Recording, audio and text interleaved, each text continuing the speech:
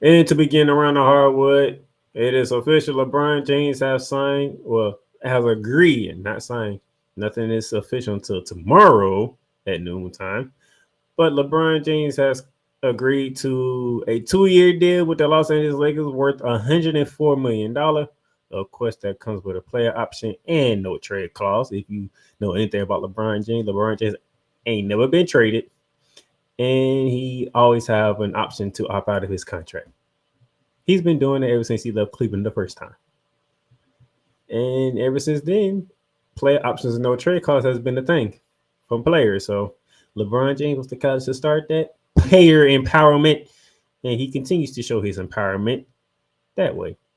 Speaking of James, they're not done.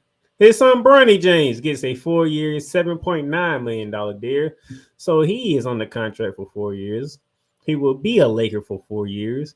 And I think that's what Rich Paul and LeBron James was looking forward to. They did not want to see Bronny James sign a two-way contract, which is not a good thing if you look at the NBA.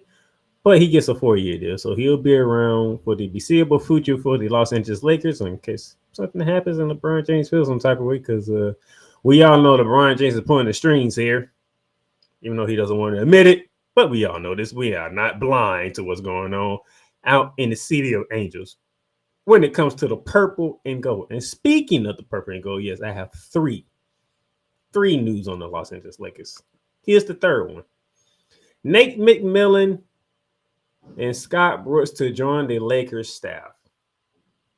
So yeah, JJ Redick is putting his coaching staff together that will now include Nate McMillan, former coach of the Portland Trailblazers, Scott Brooks, former coach, if I remember correctly, Scott Brooks was the former coach of Oklahoma City Thunder when Kevin Durant and Russell Westbrook first got to OKC. So the circus in LA continues. They did go after Dwayne Casey. Dwayne Casey says no, and go figure.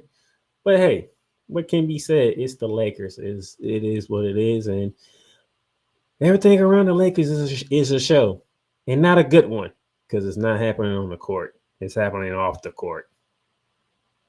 So we shall see, But speaking of off the court, former NBA player turned band Jonte Porter, the brother of Michael Porter Jr., will now be facing felony charges for the whole betting scandal that took place when he was a member of the Toronto Raptors.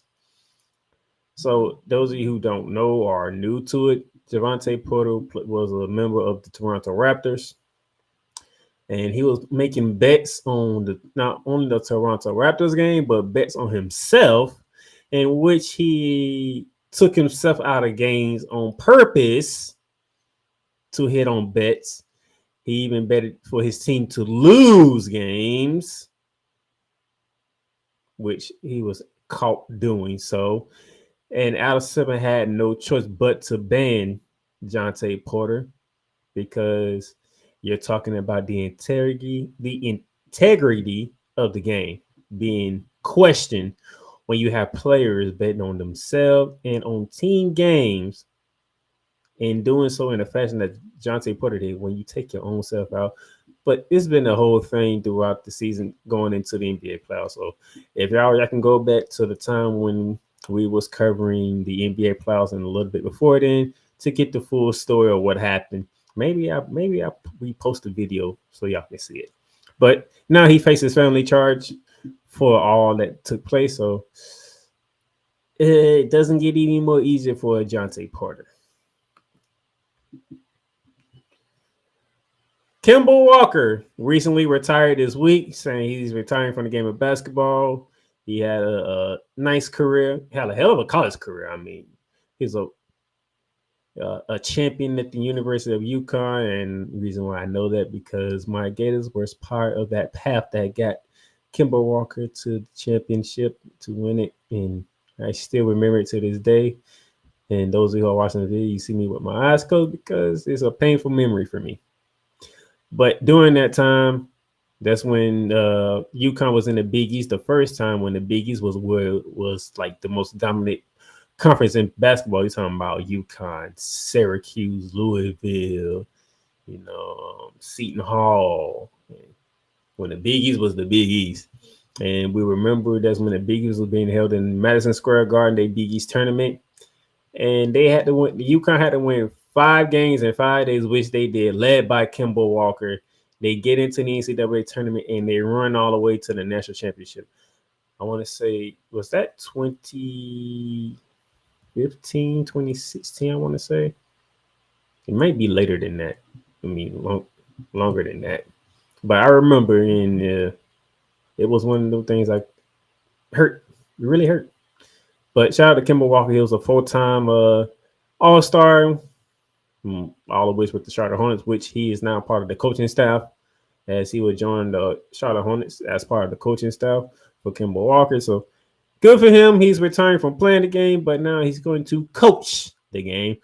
I want to see how that transfers and works to the city and team that drafted him. They weren't the Charlotte Hornets at the time. They were the Charlotte Bobcats when they drafted Kimball Walker, which I don't know why they changed it to the Bobcats in the first place, but good thing they brought back the Charlotte Hornets. Team USA Basketball 2024 Paris Olympics roster and scheduling news. All that has been revealed as we get closer and closer to the Olympics. And the men's side, they have a game coming up next week in a couple of days. I would let you know about that. And I would dive more into USA Basketball on Monday show, where I would give you the full men's showcase classic that I will be reviewing those games. Okay.